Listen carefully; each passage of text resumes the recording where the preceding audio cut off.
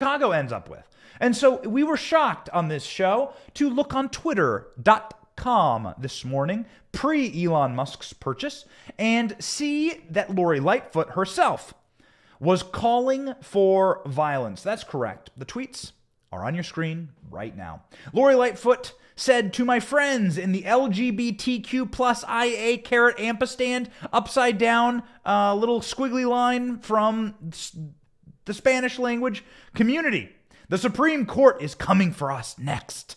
The moment has to be a call to arms." Well, wait a second here. A couple things. Lori Lightfoot would be a world expert in the call to arms because Chicago is the #1 gun crime city in America and maybe in the world. I'm not sure. Let's pull the stats. Lori Lightfoot said, "We will not surrender our rights without a fight to victory." What does she mean? A couple things here. Let's unpack it. One, this is just scaremongering. This is attempting to say that what they're going to do is erode LGBTQ plus gay rights, gay marriage, in this ruling overturning Roe v. Wade. Of course, the ruling itself states that it will not touch Obergefell. I can't pronounce the name. The Supreme Court ruling where you got gay marriage. Obergefell. Should work on that one. The Supreme Court, Alito's ruling says that they are not going to be using this precedent in order to revisit other rulings, that this is about Roe v. Wade. But here you can't win the abortion argument, right? So they can't win on the merits of the abortion argument. So they have to do this. Lori Lightfoot is herself a lesbian, and she's been in a long-standing gay relationship there in Chicago. We don't care. Do what you want to do, man. That's not on us. We don't care. Live your life. But I guess effectively prove here is that they can't win. They can't win on the abortion argument alone, and so they're going to have to go into the various further realms of the political world to try and create enough chaos and try and create enough fear and fearmonger over this decision that they can get enough people on board to start activating their voters. As you've seen, people are not activated to vote by this issue. They may be upset, as recent polling suggests, but they are not going to show up at the polls because the vast majority of Americans don't need abortion, and abortion isn't something that the vast majority of Americans are going to be motivated by. They're far more motivated by gas prices and by food prices and by home prices and by inflation and by illegal immigration and the threat of nuclear war with Russia than they are about abortion. And so I believe that this is going to be a huge loser for Democrats, but it's not stopping Lori Lightfoot from using this opportunity to go out and to fearmonger and to call for arms. That's right. This is the kind of language that got people in front of the January 6th Commission, by the way. This is the kind of language that would bring someone like Donald Trump or Dan Scavino or a Trump aide into the January 6th Commission. Language like this. A call to arms? Fight until you get victory? These are exactly the kind of comments that, again, got people in huge trouble on January 6th. They shouldn't get anyone in trouble because these are comments that I don't believe intend violence. But nonetheless, have you seen on the modern day left that the violence is there, and this is a dog whistle to the feral Antifa activists to take to the streets. Lori Lightfoot is engaging the BLM activists, the rioters, to say, you have carte blanche to go riot again. We are ready and prepared to support you. That is what this is all about, and that is what these comments are all about. And Lori Lightfoot should be careful, because Lori Lightfoot herself knows a little thing about a little thing. During the COVID lockdowns, Lori Lightfoot, boy, did she ever know how to drop the hammer on the worst criminals in America. Of course, Lori Lightfoot wouldn't drop the hammer on the BLM rioters torching Michigan Avenue and making it unsafe for my family to ever travel to Chicago again. I spoke about it with my wife. We're never going back to Chicago. We'll never, ever go back on a family trip to Chicago. We have 2 kids under 2. No possible way. Lori Lightfoot wouldn't bring to bear the Chicago PD on the record-setting homicides in the street and gun violence. She wouldn't bring to bear the Chicago PD in order to halt the rioters, in order to halt the mass protests, the small children who are getting shot. She brought the Chicago PD full force and weight to bear on two things. One, Jesse Smollett's fake hoax, hate crime hoax, bleaching himself and putting a noose around his neck. Jesse Smollett found guilty and spent a little bit of time in jail for that one. Might spend more time in jail. We hope so. And then number two, on people throwing parties during the COVID lockdown. That's right. The same COVID lockdown that Lori Lightfoot went and got her hair did during, the mayor went to the streets and said, if you throw a party, if you dare throw a party during my lockdown, we will arrest you and we will take you to jail. Here's Lori Lightfooting all over this. Lori Lightfoot. Go. Now, I've directed Superintendent Brown to order all police districts to give special attention to these parties. And this is how it's going to be. We will shut you down. We will cite you. And if we need to, we will arrest you and we will take you to jail. Period. There should be nothing unambiguous about that. Don't make us treat you like a criminal. But if you act like a criminal and you violate the law and you refuse to do what is necessary to save lives in the city in the middle of a pandemic, we will take you to jail, period. So this is, I think, the ultimate point, is that the left and the agents of wokeism are always fixated on the little social, political, meaningless fronts, right? So Lori Lightfoot, people are getting slaughtered in her city. Violence is up, looting, mobs. But the only time she really takes a stand is for her little lockdown. The only time she goes out into the street and threatens jail to anyone is for her little tyrant fiefdom lockdown. She never speaks like that about gun violence in her city. She never speaks like that about gang violence. She never talks to looters like that. She wouldn't dare. She wouldn't dare, because those people give power to the left. Those people took power away from Donald Trump. She only speaks in those terms when it reinforces her power. But the thing is that game eventually comes to the end of its rope. People get fed up with it, and people are doing that right now. Lori Lightfoot has 36 people running against her for mayor of Chicago, and we don't think she'll be mayor for much longer. According to Twitter's rules and policies, Lightfoot's tweet violates the violence category, which, according to the platform, you may not threaten violence against an individual or group of people. We also prohibit the glorification of violence.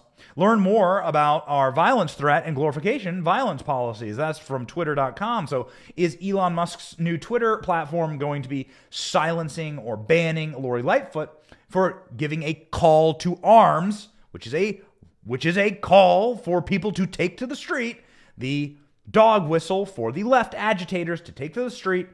Are they going to be enforcing that against Lori Lightfoot? We've already seen the call to arms in the mobs and protesters appearing at Justice Kavanaugh's house, Justice Alito's house, and Justice Roberts' house over the last few days. The left, however, sadly has normalized violence over the past few years with absolutely zero repercussions. And even though the left's calls for violence often end in literal violence, nothing ever seems to happen. They don't get deplatformed. They don't get kicked off of sites. They get to normalize it. And that is because anything is allowed in service of their own power. Here is Elizabeth Warren just a few days ago screaming and howling at the moon in some type of weird interpretive dance in front of the Supreme Court, probably because she got her Ancestry.com 23andMe results back and found that she was exactly 0% Cherokee. A Jeep Cherokee has more Cherokee in it than Elizabeth Warren. Here's Elizabeth Warren losing her damn mind in public. Culmination of what Republicans have been fighting for, angling for decades now, and we are going to fight back. I am angry because of who will pay the price. Okay, so Elizabeth Warren sitting there screaming and howling. Can you interpret exactly what she said? Why are they always shaking? By the way, they're always shaking. They're always like very shaky and glitchy.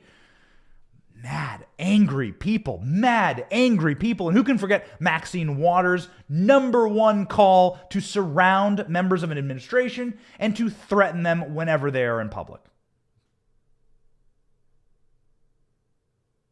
Go. And if you see anybody from that cabinet in a restaurant, in a department store, at a gasoline station, you get out and you create a crowd. And you push back on them. And you tell them they're not welcome anymore, anywhere. Disgusting behavior. Again, if anyone on the right did such a thing or said such a thing, they'd be in prison right now, and you know it. Madonna called for blowing up the White House the day after Donald Trump was inaugurated. Remember this? Yes, I have thought an awful lot about blowing up the White House. Well. I wonder what would happen, ladies and gentlemen, if Madison Cawthorn or Marjorie Taylor Greene or Lauren Boebert or somebody talked about blowing up the White House. And there was a different party in the White House. That's right. When a Republican's in power, all things in service of power. That's why they say rest in power. They don't want peace. They want power, and they want control over your life. And that is made so evident by this famous relic, Snoop Dogg, old video from a couple years ago where he literally fakes an assassination inside of the video. Watch this. That's rapper Snoop Dogg pulling the trigger on a toy gun aimed at a clown dressed as President Donald Trump. Got it. Okay, got it. Thanks. Is this the rule book now? So this is the rule book. The left knows exactly what they're doing here.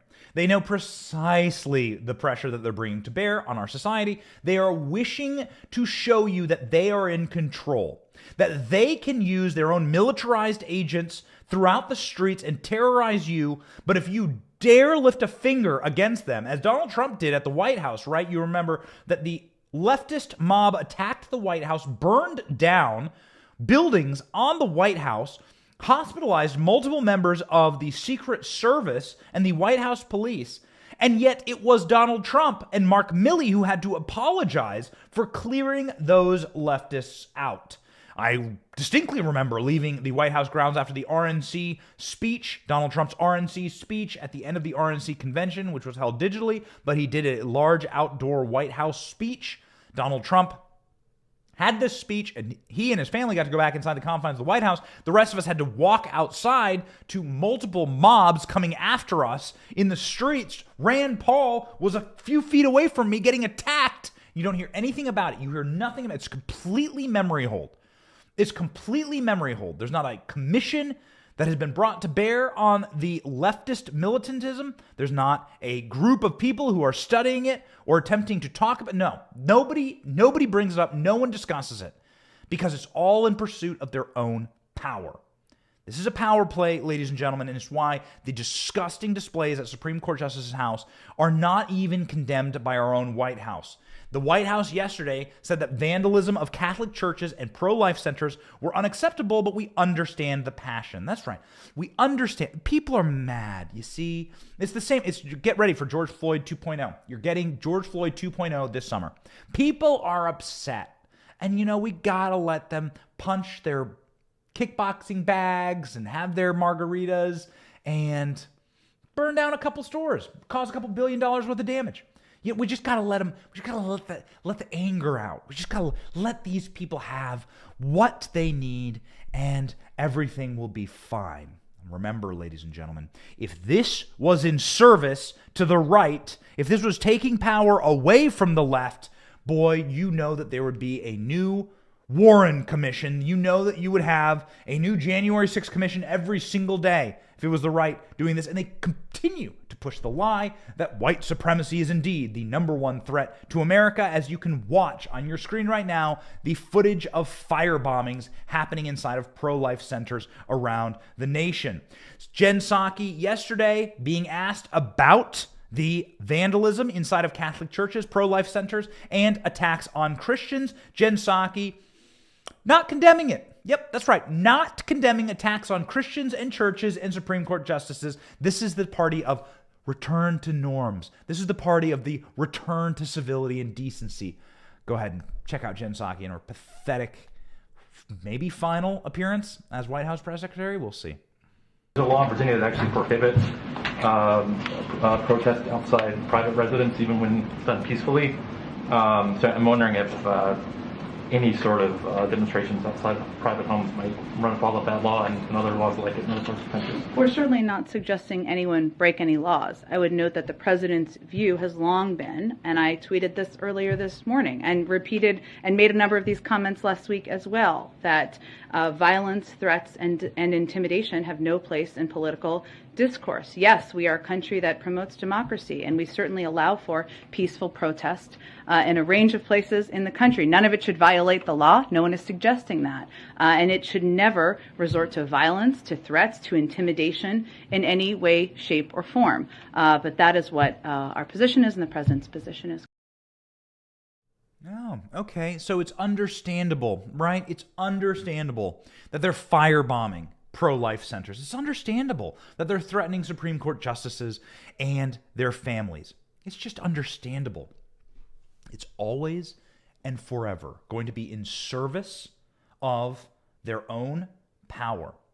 Any crime inside of a fascist state is admissible and is allowed as long as it serves the power of the people in charge. You see what they do to grannies who wandered through and took selfies inside of the Capitol?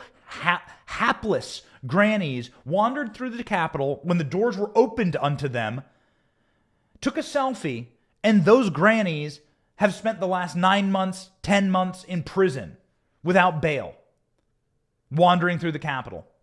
But you can go ahead and burn down a liquor store, kill someone in the streets, and hey, we're going to call it the summer of love. You can set up an entire nation inside of a large city in America, call it Chaz, commit murders inside of it, and we're going to say, hey, listen, these are just people practicing their First Amendment rights. You can attack the White House and torch buildings inside and on the White House ground. I watched it with my own two eyeballs, and attack the physically mob the White House with the president inside.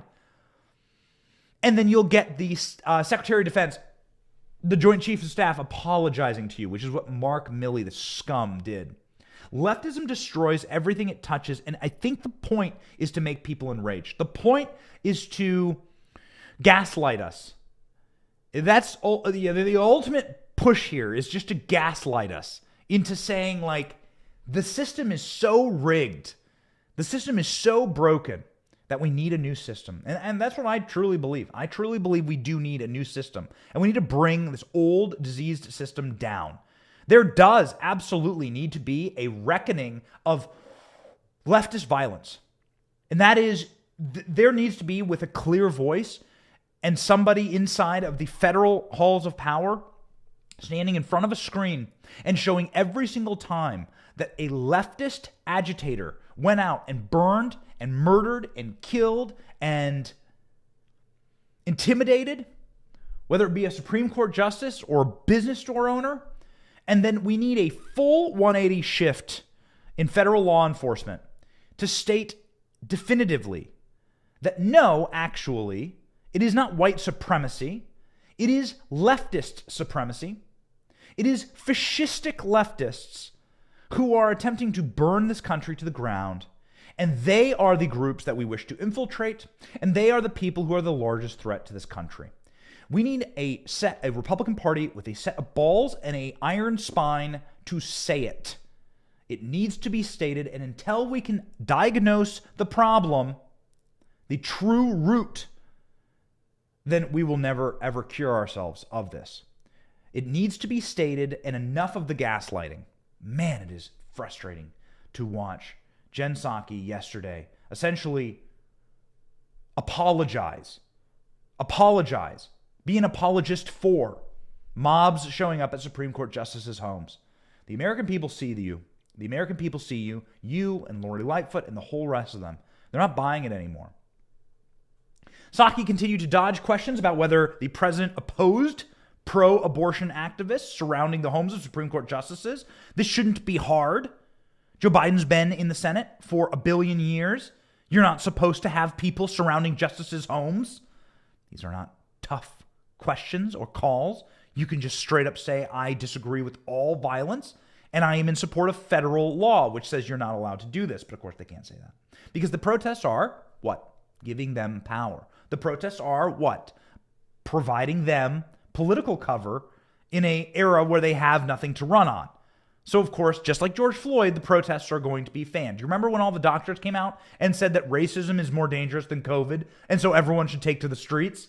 Ladies and gentlemen, these are not serious people. They're not serious people. She acknowledged that the protests took place in a range of places and called for protests to be peaceful. We're not here to give tactical advice to protesters, she added. Where's Glenn Youngkin, by the way? Where's Glenn Youngkin, governor of Virginia? Many of these justices, most of them live in Virginia, according to what we've seen. And so where is the Virginia State Police? Where are they protecting people inside of the state of Virginia? This needs to happen. Glenn Youngkin, you're one of the Republicans who needs to grow a spine here. No more of this. No more of this. I mean, you're going to make a great case for a law and order candidate in 2024. But ladies and gentlemen, there is going to be a pushback here. People are not going to stand for the feral leftist mobs any longer. It's going to get dangerous. It's going to get bad. And we're going to tell the truth, especially on this channel. Jen Psaki says that Biden can be bipartisan after calling MAGA the most extreme group in recent U.S. history. Yep. That's right. Jen Psaki going in after ultra MAGA. That's right. Like saying ultra MAGA as though it's going to hurt our feelings. Take it away, Jen Psaki. Thank you. The president and you have talked about the MAGA crowd or the ultra MAGA. How does that jibe with his desire to be the bipartisan guy? Well, the president's view is you can do both. He believes that there is work we can continue to do together. We're actively advocating for. He was out traveling in just last Friday on the Bipartisan Innovation Act. We believe that needs to move forward. It should move forward, and that can build on the nearly 80 bills that we signed into law last year that are bipartisan. But he's also not going to stand by and not call out what he sees as ultra MAGA behavior, ultra MAGA policies that are out of the mainstream of the country and are not in the interest of the American people. Whether that is efforts to prevent a woman from making choices about her own health care, or whether that is Chairman Scott's policy and proposals on that would raise taxes on people making less than $100,000 a year. Do you think it's going to hurt our feelings to call us ultra MAGA? Do you think that's going to be a deterrent? Is that something that's going to hurt our feelings? No, it will not. Ultra MAGA, ladies and gentlemen, Donald Trump got 75 million votes in the election. He is one of the few presidents who actually gained votes for his second term. As his re-election campaigns, presidents normally taper off. Donald Trump can still pack stadiums. We were with Donald Trump at the White House this last week watching the 2000 Mules premiere. What a shocking video. It's enraging patriots around the nation. Republicans need to get stronger. They need to be stronger fighters. They need to get serious. And ladies and gentlemen, the MAGA crowd, the Make America Great Again crowd, I think is going to be the largest, broadest, bipartisan coalition in American history. These people don't understand what they're playing with here. They don't understand the stick of dynamite that they're messing with. They don't know what they're pushing. They don't know what they're creating. You can look at how Democrats have eroded by 50% their support in the black community. You can watch how Democrats have seen the complete and utter cratering, through the center of the earth, of Latino support. They are creating, for Republicans and for a party that is still, and even Mitt Romney admits this, wholly controlled by Donald Trump, they are creating the largest bipartisan, biracial, diverse coalition of people to vote against them and their stupid policies. And the gaslighting cannot continue. We showed you yesterday footage of a Catholic church being attacked in the middle of Mass. A Catholic church in the middle of Los Angeles. based, judging by the video, this was the vast majority of parishioners there were Latino. And do you think that's the way you're going to win Latino votes? By attacking them during Mass and screaming about infanticide in their faces? No. No, no, no. And you're not going to attack them by calling them ultra MAGA. And you're not going to attack them by being Lori Lightfoot and saying that it's a call to arms for the LGBTQ plus community. People aren't buying it anymore. They're not going to buy the gaslighting. And when the activists of the left are activated through these dog whistles, Jen Psaki essentially advocating on behalf of the rioters, Lori Lightfoot pushing the rioters in a call to arms, saying that they need to fight, and then they do fight, people are going to punish the Democrat Party for this. People don't want these hapless, joyless, childless, loveless freaks in their lives, rampaging through their streets, hurting their businesses. We do actually want peace, and the number one way to get peace is to remove power from the Democrat Party, the far left, and the woke. And you are starting to see the Great Awakening happening in real time. In Texas, ladies and gentlemen, there were massive school board elections, and we are proud to report that conservative candidates in Texas won massively. Conservatives who promised to stop racism in schools win Texas school boards across the state. This according to the Federalist. Conservative candidates won a bunch of closely watched school board elections in Texas on Saturday. One of the higher profile losses was suffered by Jim Rice, a member of the Fort Bend Independent School District since 2010. So he's been in office for over a decade, and he lost. Why? Because he wouldn't disavow critical race theory. Get ready. It's the poison pill, ladies and gentlemen, and they brought it upon themselves. He is also the immediate past president of the Texas Association of School Board, very powerful position. Rice was beaten by Rick Garcia, small business owner who was a 7th grade Texas history teacher in the district. Garcia will be joined on the board by David Hamilton, who ran for an open seat. Both winners were backed by the Republican Party. Fort Bend SDI serves around 80,000 students, more than 10,000 staff in Houston. There are 1,200 public school districts in Texas, about 5.4 million students, massive state of Texas, and 400,000 instructional staff. Most school districts in staff in the nation, only second to California. So again, a massive school system in Texas. You should not disregard the fact that patriots and anti-critical race theory Republicans are winning school board seats. This past Saturday, there were a number of outstanding victories for parents across Texas. The election was a referendum on radical policies and indoctrination that have taken place in the classrooms across the state. Parents are taking back control and getting schools back to the basics, said Christopher Zook, who runs Freedom Foundation of Texas. In Tarrant County, a school board candidate backed by 3 conservative PACs were doing very well. One group spending $500,000 to support candidates in 4 school districts in the Fort Worth suburbs. Awesome. This is Republicans fighting back, getting involved in their school races. I get a lot of questions. What can we do? What can we do? What can we do? Run. You can run. You can run for your local school board. The way federalism works is that your school board member and your mayor and your county council should be more powerful than the federal government. You should have more concern about the way that your city and municipality are locally run than your state level and your federal level. Because these are the people that should have the most effect on your lives and the direct effect on your children's lives. Things are completely out of whack with the federal government trying to control everything in our lives. That can be put and set back with the right candidate and the right person. We believe we'll get that in 2024. But till then, these are very positive signs.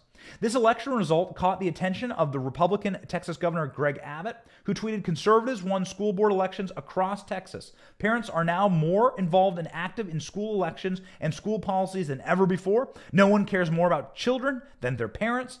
The power of the parents will continue to expand in Texas." Good.